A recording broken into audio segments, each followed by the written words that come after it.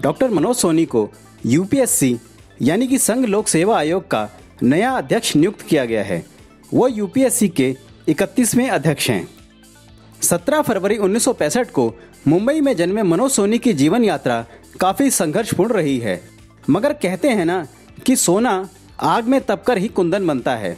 इस कहावत को चरितार्थ करके दिखाया है डॉक्टर मनोज सोनी ने। बचपन में अगरबत्ती बेचने से आज यूपीएससी का चेयरमैन बनने तक का उनका सफ़र वाकई प्रशंसनीय है और लाखों लोगों के लिए किसी प्रेरणा से कम नहीं। मनोज के पिता मुंबई में फुटपाथ मार्केट में कपड़े बेचा करते थे।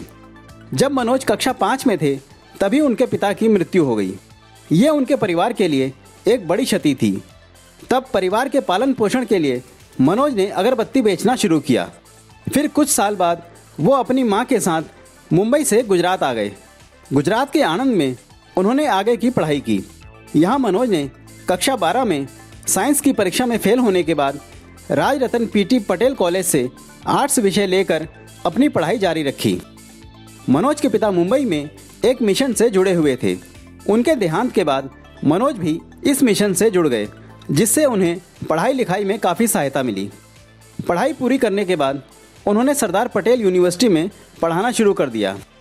मनोज सोनी राजनीति विज्ञान के विद्वान हैं और इंटरनेशनल रिलेशंस स्टडीज़ में उनका स्पेशलाइजेशन है। उनका पीएचडी की डिग्री के लिए शोध का विषय था post cold war international systematic transition and Indo US relations.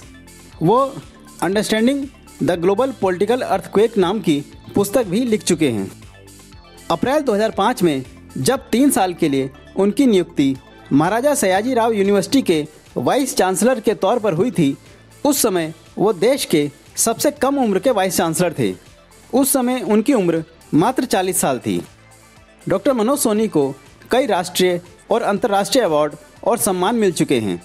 वे उच्च शिक्षा और लोक प्रशासन में कई संस्थानों के बोर्ड ऑफ गवर्नेंस की भूमिका भी निभा चुके हैं। आज डॉक्टर मनोज सोनी जिस मकाम पर हैं, वो जीवन को संघर्षपूर्ण तरीके से जीने का ही नतीजा है। Bureau report, news wire. Channel को लाइक व सब्सक्राइब करें तथा बेल आइकन को दबाना ना भूलें।